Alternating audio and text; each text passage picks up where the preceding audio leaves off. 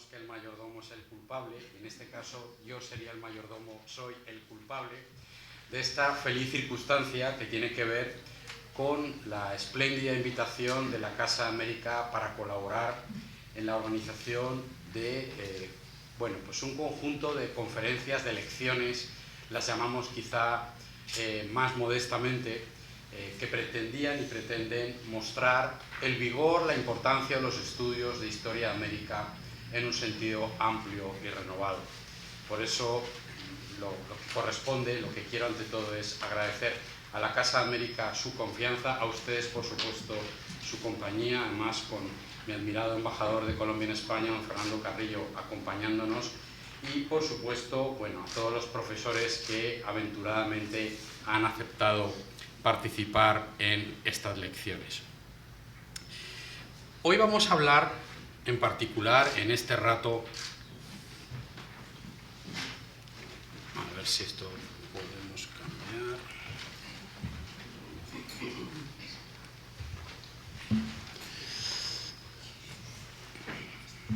A ver si así en adelante funciona.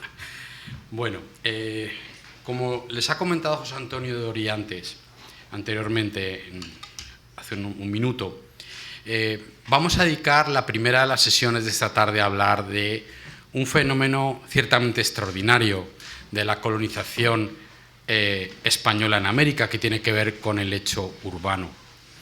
Cuando pensamos en los imperios, lo habitual es centrarnos en las estructuras políticas, en los hechos heroicos, en las batallas.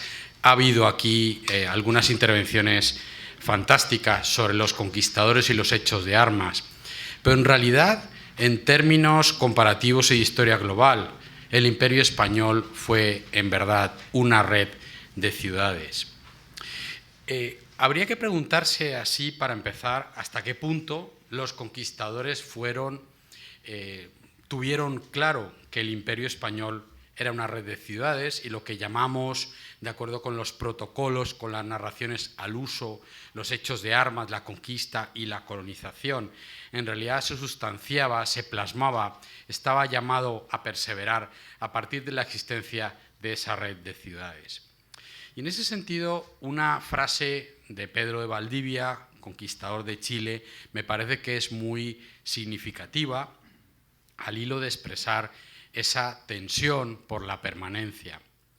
Dios está en el cielo, el rey está en Castilla y yo estoy aquí. Cuando Valdivia señaló para la posteridad, si la versión de las crónicas es correcta, esta presencia divina en el cielo, esa presencia del rey en Castilla y esa circunstancia americana suya en ese extremo occidente que es América, tal y como lo denomina Octavio Paz, sin duda estaba preguntándose también qué iba a hacer allí y cómo iba a ser el día siguiente. Por eso creo que es importante señalar que la inercia de lo urbano es una inercia comparativa, es una inercia del occidente, de la orilla derecha, del viejo mundo, y del nuevo, y de la orilla izquierda, que es el mundo americano.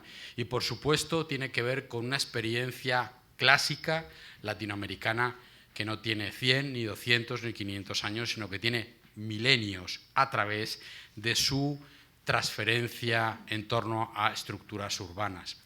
Lo que estoy queriendo sugerir, en primer término, es que frente a una imagen como esta, el desierto de Atacama y el Valle de la Desolación, que es el lugar en el cual esos conquistadores que trascienden el Perú y se dirigen hacia el sur, eso es lo que encuentran. Habría que decir, no sé yo si esto va a poder funcionar. ¿Me podrías...? Seguramente no estoy dándole al botón adecuado. Bueno, si no, pues me pongo ahí, ya está, no hay problema ninguno. Pues en esos términos, esta imagen inicial, creo que expresa perfectamente bien esa pregunta sobre la frontera abierta que le sale a Europa en el mundo atlántico a partir de 1492. Las imágenes que articulan esos hechos de conquista y la inmediata, automática fundación de ciudades pueden ser más o menos delirantes, pueden ser más o menos historicistas, y en cualquier caso el siglo XIX nos dejó una buena colección de imágenes pues muy divertidas. No sé si Pedro de Valdivia se vistió ese día de 1541 en que fundó Santiago de esa guisa. Seguramente pasó bastante calor o bastante frío, pero en cualquier caso el historicismo de la imagen al menos nos permite evocar la transferencia simbólica entre el hecho heroico, el hecho de armas, el yo ya estoy aquí y los demás están en otra parte, y la fundación de nada menos que Santiago de Chile. En ese sentido, la propia vocación de la aventura urbana de la América española y de Hispanoamérica después, como un hecho urbano, creo que también se puede interpretar a través de esta otra imagen muy divertida y delirante de 1880, cuando se acerca el quinto centenario, y como en todos los quintos centenarios hay que ponerse a preguntar, nos tenemos que poner a pensar qué fue lo que en verdad ocurrió. El mundo de las tinieblas se va oscureciendo al paso de la luz, y por supuesto desde esa pequeña y pobre península de Asia que es Europa, la matriz de la globalización se va a poner en marcha. Jones hablaba en los años 70 del siglo pasado del milagro europeo, cuando intentaba explicar por qué desde ese lugar bajo el cual, en términos de precondiciones, la globalización no tenía un punto de partida lógico, es sin embargo el sitio desde el cual se pone en marcha la occidentalización del mundo en primer paso a través del proceso de los descubrimientos. Pero sí es verdad que cuando pensamos en esos hechos automáticos, inmediatos, esa implementación urbana de la frontera medieval, me perdonan el anacronismo, luego en 1492 en las Américas que se van descubriendo, primero en las Antillas, luego hacia el norte y luego hacia el sur, hay que decir que los conquistadores en absoluto partían de cero. La experiencia de la reconquista medieval peninsular, los reinos de Castilla, de Aragón y, por supuesto, la corona de Portugal, tiene que ver con cómo se organiza esa frontera frente al mundo musulmán en retirada. La comparación de las plazas mayores yo creo que es muy significativa. Fíjense, por ejemplo, en esa pequeña, casi minúscula plaza mayor en Villarreal de los Infantes en el siglo XIII, apenas un lugar en el que quizás podía haber un pequeño mercado los domingos, y desde luego eso que llamamos en nuestro tiempo, según la clásica definición de Habermas, el espacio público, desde luego no aparece por ninguna parte.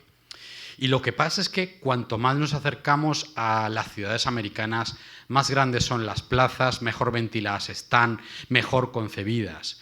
Podríamos decir, y es una metáfora perfecta del gran geógrafo Horacio Capel, en realidad la ciudad ideal pensada por los europeos a fines de la Edad Media, donde se puede hacer, donde se hace, donde se construye, es en América.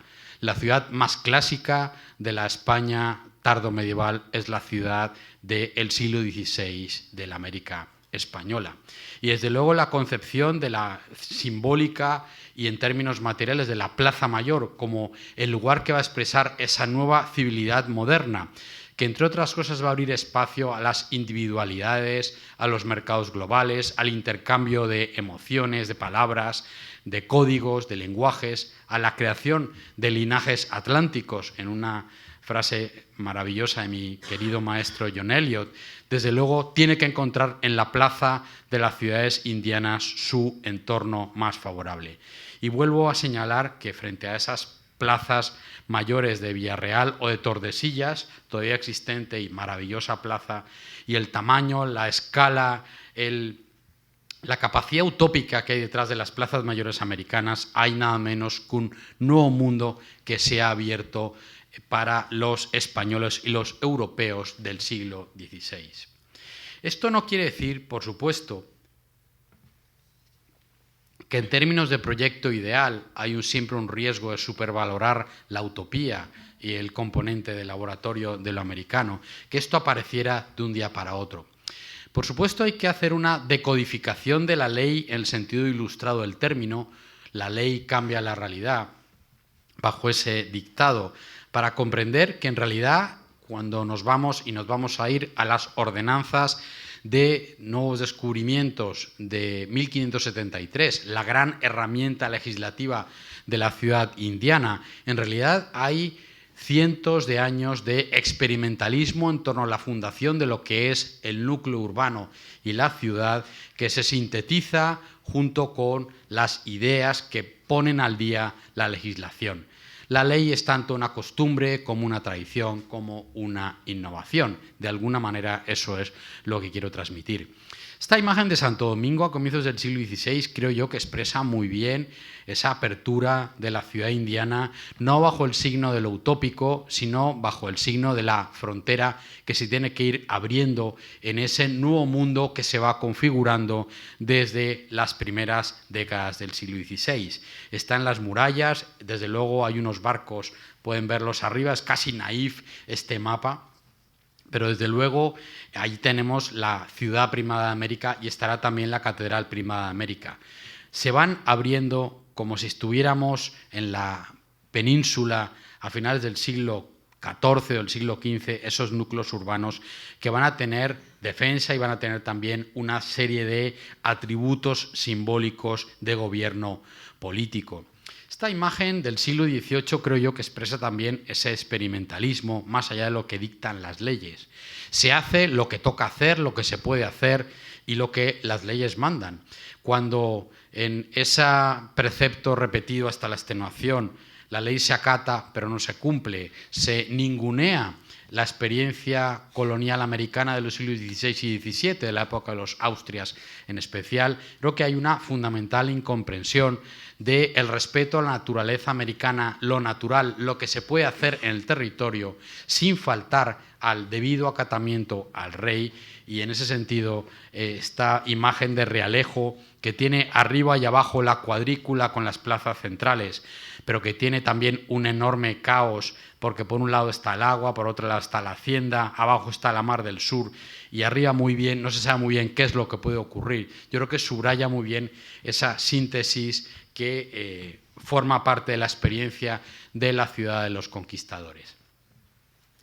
Y en ese sentido, seguramente La Habana expresa muy bien las sucesivas capas de experiencia que se articulan en la ciudad americana desde el siglo XVI, porque allí hay una ciudad de los conquistadores, ahí la tenemos muy clara.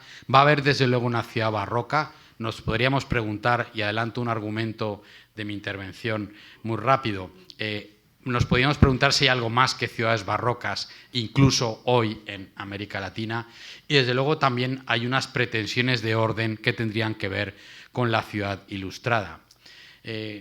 Quizá me adelanto un milímetro a la intervención de mi querido amigo y colega, el profesor Eduardo Posada Carbó, pero me parece relevante recordar que en 1556 todos los habitantes y obviamente los vecinos de La Habana votaron para decidir quién iba a ser su alcalde.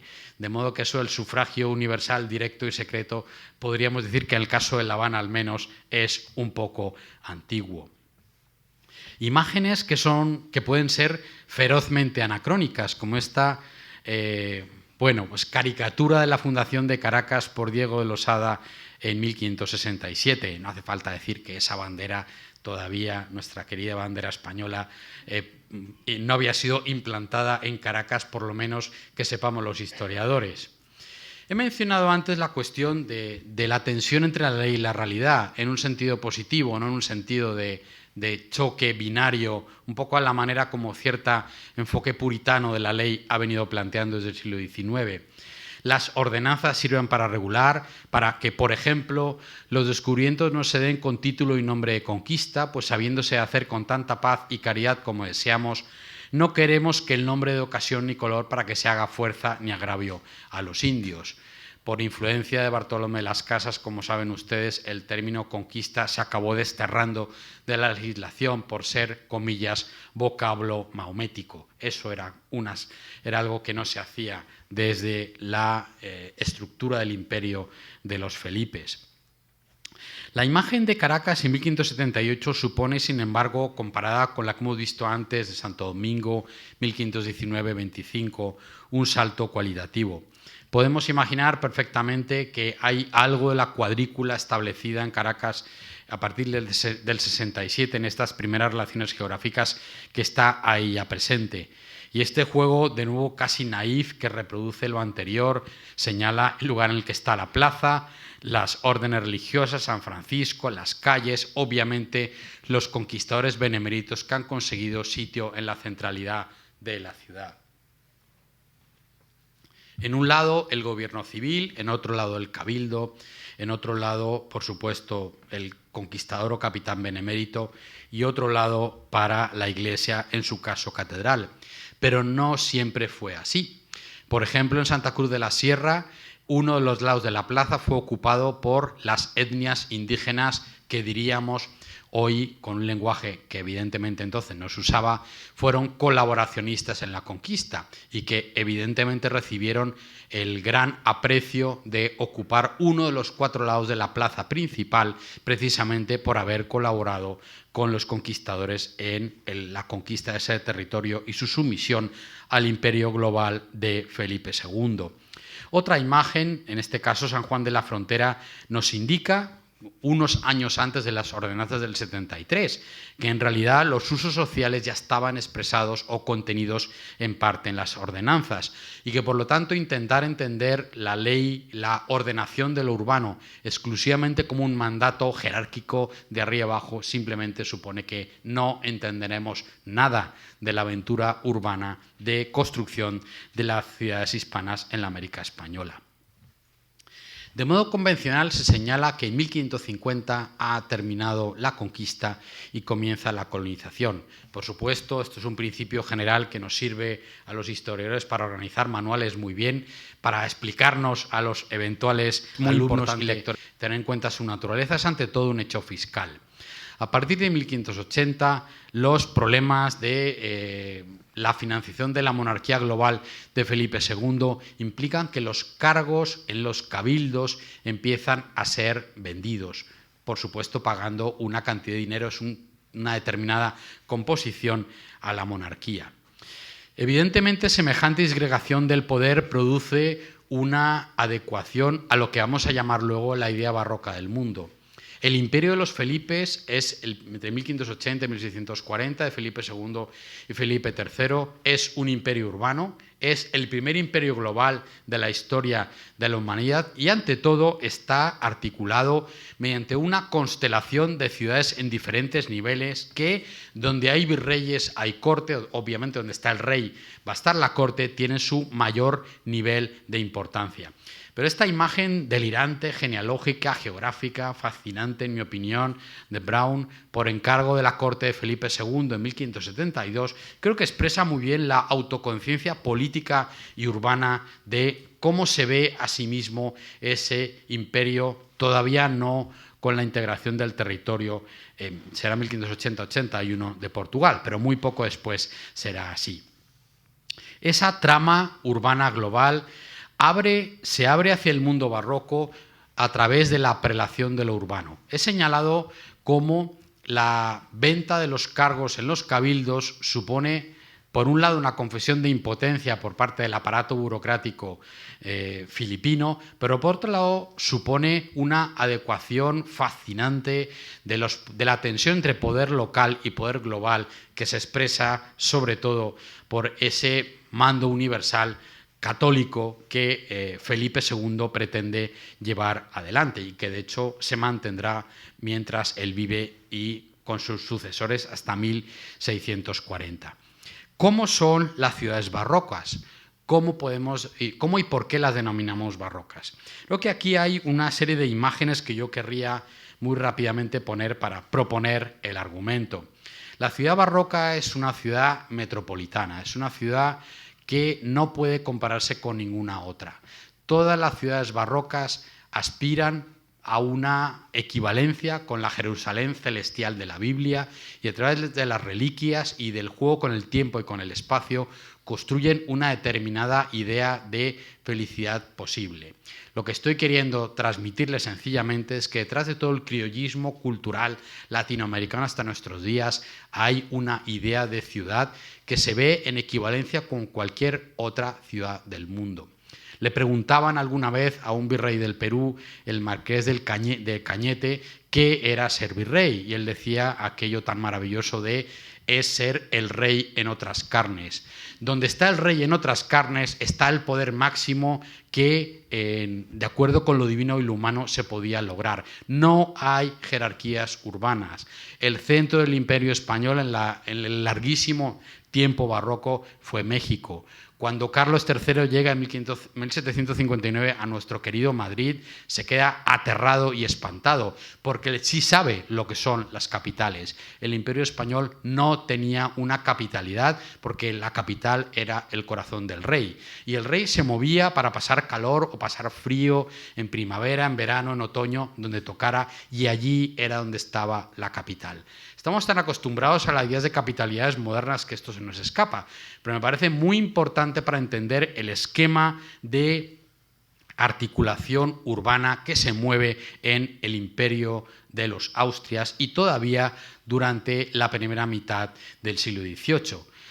El imperio español se construye entonces con ciudades barrocas que son ciudades-mundo. Cartagena es una ciudad-mundo. Montevideo es una ciudad-mundo. Son núcleos, hoy diríamos con un lenguaje un poco tecnocrático, nodos de globalización a través de los cuales respira la circulación de cuerpos, de ideas, de mercancías, obviamente de oro y plata, de comercio. Todo aquello que forma parte la trama profunda cultural de la globalización. ¿Qué es lo más importante en la Cartagena de comienzos del siglo XVII? Obviamente la plaza de la aduana, el lugar en el cual se realizan los intercambios y se reequilibran entre las fronteras, los centros y las periferias, las articulaciones políticas del imperio español. Y esto lo quiero subrayarlo, con los territorios del imperio portugués incluidos desde 1580 dentro de sí. Hay un muy interesante debate historiográfico en Brasil en años recientes sobre hasta qué punto las ciudades del Brasil moderno, Sao Paulo, Río, Bahía, aparte del impacto holandés, son ciudades también españolas, porque ellos quieren reivindicar que también hay ciudades clásicas en Brasil y que los portugueses, esta gente que solo navegaba por los ríos y por los mares, nada más que eso, no dejaban nada urbano detrás. No tienen que tener los brasileños complejo de inferioridad porque durante 60 años fueron parte del imperio de los Felipes. Es muy divertido el debate, pero yo creo que una imagen de Goa, nada menos que Goa en 1622, o Mozambique, o por supuesto Río de Janeiro en este momento, nos muestra el impacto de las políticas, de las ordenanzas del 73, que simplemente no pueden ser desconocidas. ¿Cómo se vive a sí mismo la ciudad barroca? Pues como una mezcla de esfuerzo y celebración. A mí hay un dato de calendario que me divierte especialmente. En Santiago de Chile, ¿quién lo iba a decir con nuestros queridos amigos chilenos? En 1640 había 146 días festivos en el año. En Chile se pasaban 146 días de fiesta en la primera mitad del siglo XVII. Deben quedarles 2 o 3 días nada más, ¿no? Por eso mi querido amigo Charles se ríe porque los conocemos bien. Bueno, pues seguramente la metáfora de la ciudad barroca es la de la fiesta permanente, el carnaval.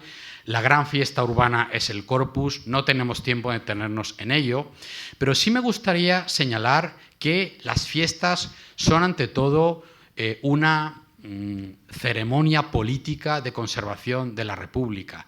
Todo el mundo tiene un lugar en la fiesta barroca, lo vemos hoy todavía, en Pasto, en Cartagena, en Bahía. Las fiestas barrocas son para todos y lo que ocurre es que allí se negocia la lealtad, el estatuto y el premio. de quienes forman parte de la ciudad. Hay una fiesta cuando, por ejemplo, lo vamos a ver inmediatamente, Fernando VI es coronado rey de España y las Indias en 1748.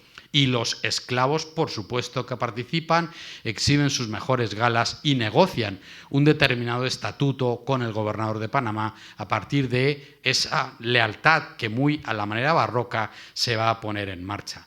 Pero hablaba de las pruebas, porque las pruebas son, evidentemente, las pruebas a los habitantes de la ciudad son la consecuencia directa de una mentalidad providencialista.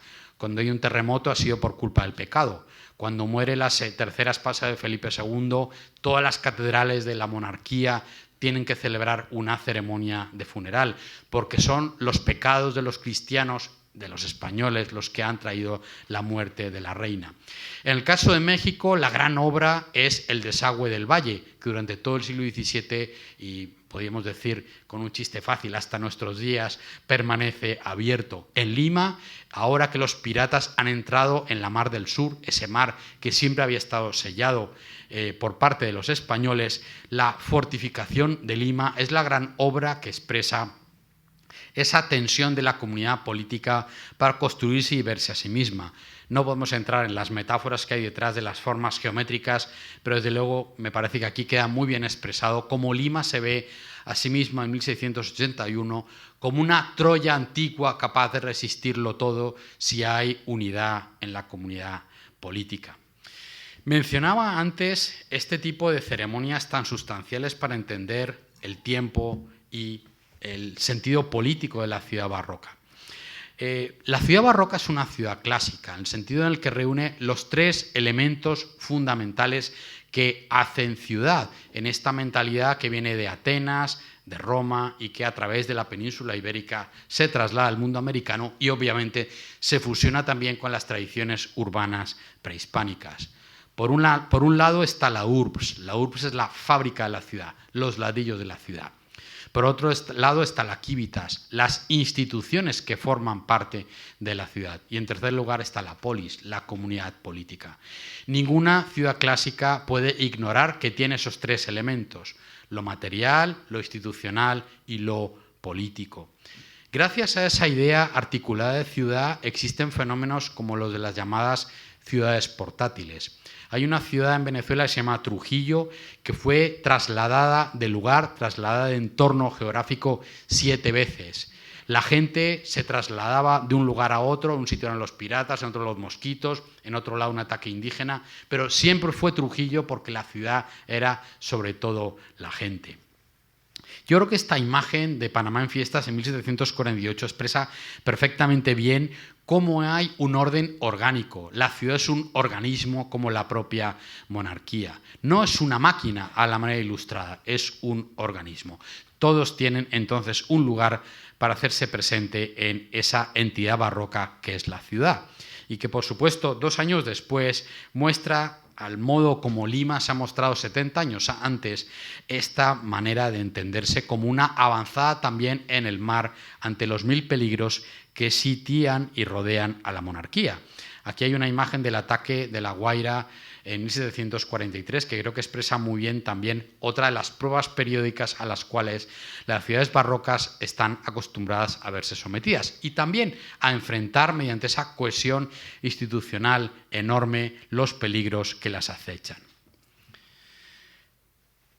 ¿Cuándo podríamos evaluar en términos entonces de modelo urbano, con todas las comillas del caso, que empieza a quedar atrás la ciudad barroca para abrirse la ciudad ilustrada, paso? Y cuando hablamos de la ciudad ilustrada, hablamos ya de la última parte de mi intervención, cuando ya nos estamos colocando en esas ciudades de la segunda mitad del siglo XVIII que son, comillas, como el resto de las ciudades españolas de la monarquía, o, por utilizar un término contemporáneo, como las ciudades de la España europea. Creo que, estando además nuestro querido embajador de Colombia en España aquí, esta imagen del propio Savio Mutis me parece muy relevante y muy interesante. La década de los 60, de 1760, es una década crucial para la historia de España y América, y es la década en la cual eso que se puede llamar desde un modelo general el reformismo ilustrado, el despotismo ilustrado o el término que ustedes quieran utilizar, se pone en marcha. Mutis dejó una carpeta de dibujos muy peligrosos, desde luego, en la medida en la que suponemos que este señor que está ahí con la corona es el propio Carlos III, que se debate junto a un árbol, símbolo siempre de sabiduría, en torno al qué hacer con el gobierno de la monarquía. Ciertamente, la década de los 60 viene a mostrar, a partir de la derrota española y francesa en la Guerra de los 7 Años en 1763, la necesidad de una modernización tecnocrática y burocrática de la monarquía, que va a tener en los cuerpos de ingenieros militares y obviamente en la Real Armada sus dos herramientas fundamentales, y en la cual, entre otras cosas, el papel de la ciudad va a cambiar de manera determinante. Pero hay que pensar en términos de ideología, o si quieren, o de filosofía política, en una ilustración católica, en una ilustración barroca, y en todo caso en que igual que no termina un régimen político un día y empieza otro, no nos acostamos barrocos y nos levantamos ilustrados, si me permiten una frase un poco aventurada. Esta fantástica imagen de la Inmaculada Concepción homónima con el Imperio Español creo que expresa muy bien ese mundo en el cual los reformistas borbónicos se movieron desde 1763 en adelante. Los pies de la Inmaculada son las Filipinas, los brazos y las piernas son los derroteros o las rutas de navegación, y en la cabeza está la España europea, la península. Sigue pensándose a sí mismo el Imperio Español como un imperio orgánico y no mecánico, por volver a utilizar las metáforas anteriores. Y desde luego es un imperio atlántico que va a dar lugar, y avanzo uno de los argumentos ya finales, a una nación española atlántica tal y como la Constitución de Cádiz la define en 1812, con una España americana y una España europea. Se suele olvidar demasiado que cuando se construye el Palacio Real y se piensa en cuáles son las estatuas que van a ocupar los 4 vértices de nuestro maravilloso Palacio Real, Atahualpa y Moctezuma van a ocupar 2 de los vértices. Otros, evidentemente, iban a ser los reyes de Aragón, de Castilla, de León y, evidentemente, otras figuras simbólicas relevantes. Pero aquí tienen ustedes Atahualpa, que pueden ir a visitar. Pesaban demasiado las estatuas, hubieran hundido el techo del Palacio Real y por eso están en la Plaza de Oriente. Pero esta es la naif, curiosísima imagen de Atahualpa, que iba a estar formando uno de los vértices de la monarquía atlántica española, que se concibe por los reformistas a partir de la década de 1760. Y aquí sí que hay un cambio determinante, fundamental, para la idea de lo urbano en América. El Imperio Español ya no puede ser solo un imperio de ciudades, tiene que ser ya un imperio de territorios. Las provincias o intendencias, que son la base fundamental administrativa por la cual se estructura el Imperio Español en América a partir de 1760, quiere ocupar territorios, porque sencillamente la dinámica de ocupación fronteriza por parte de rusos, franceses, británicos y en este caso portugueses ha mostrado que no basta solo con controlar ciudades, hay algo más que debe ser hecho, además de una manera determinada. He mencionado antes la importancia de los ingenieros militares o los marinos en esta nueva estructura de organización del territorio. Pensemos, obviamente, estamos al lado del Museo del Prado, pensado como Academia de Ciencias y Artes. Todo este paseo hasta Atocha iba a ser una Academia de Ciencias y Artes e instituciones anexas. Estamos, en ese sentido, en la Casa de América, en el centro de la nueva máquina de imperio que se pretendió construir a partir de Carlos III. Esta imagen yo creo que muestra muy bien ese cambio fundamental en el cual, aquí tenemos una imagen de comienzos del siglo XIX todavía Academia de Ciencias y Artes, desde 1819 Museo del Prado, pero todavía pensado como ese laboratorio de ciencias y artes para el imperio, o en la fachada de la Academia de Bellas Artes de San Fernando, hablando de instituciones estrictamente madrileñas, pero toda esta cuestión impacta de manera muy directa en la idea que se tiene de la ciudad. Porque si por una parte quienes van a gestionar esa nueva modalidad de imperio moderno, científico, tecnológico, a la digamos, según un nuevo modelo, son ante todo ingenieros militares y marinos, podemos entender que la concepción de la ciudad americana como fortificación del poder criollo, desde luego encaja de manera regular con esas nuevas ideas políticas. Tenemos un mapa que yo creo que algunos de estos mapas expresan muy bien ese cambio de paradigma en torno a la centralidad del territorio y no de la ciudad, en principio, para explicar qué es lo que interesa ante todo a los reformistas borbónicos. La ocupación de las fronteras. Todo el hecho de la frontera novohispana es una epopeya urbana que muchos de ustedes conocen ya. Hay un dato que me parece escalofriante.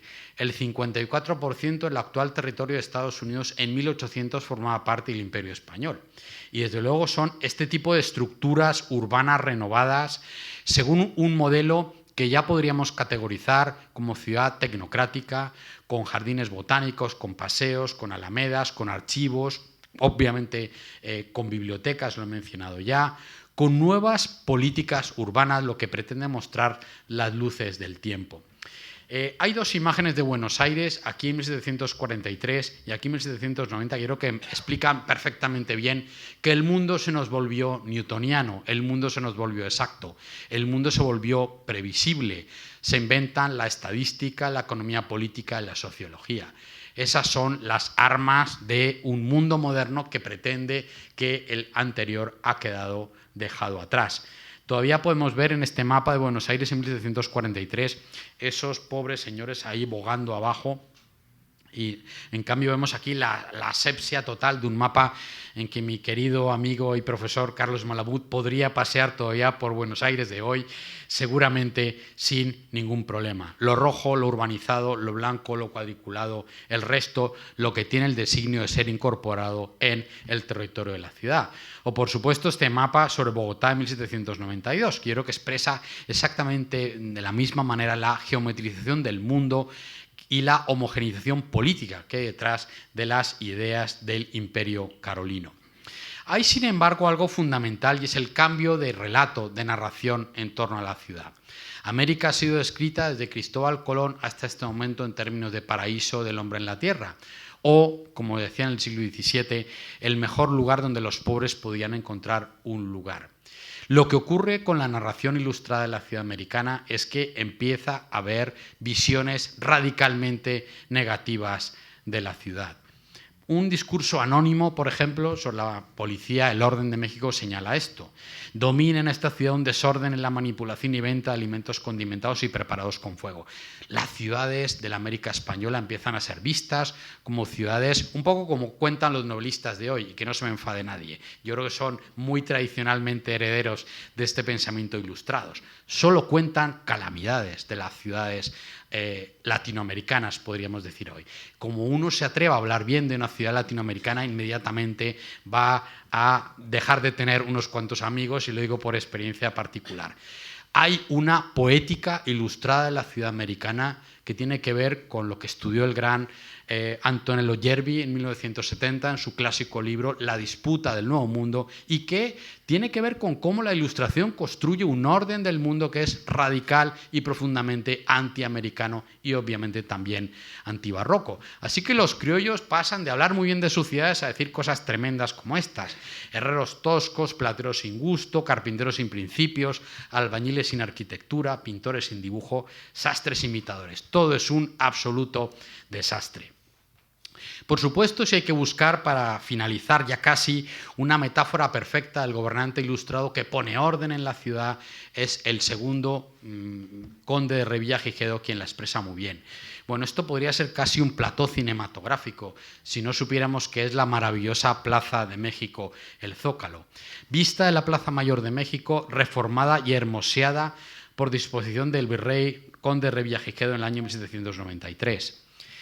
Este texto contemporáneo al arreglo ilustrado de la ciudad, de la gran urbe, de la capital verdadera del Imperio Español, que es México, si lo hubiera leído, si lo hubiera conocido nuestro admirado Gabriel García Márquez, seguro que lo hubiera incluido en 100 años de soledad. En su tiempo se hicieron agujeros por toda la ciudad, se sacaron varios ídolos del tiempo de la gentilidad. En su tiempo se quitó el repique de las campanas con cencerros pequeños en todas las iglesias. Por mandado del virrey se mataron más de 20.000 perros.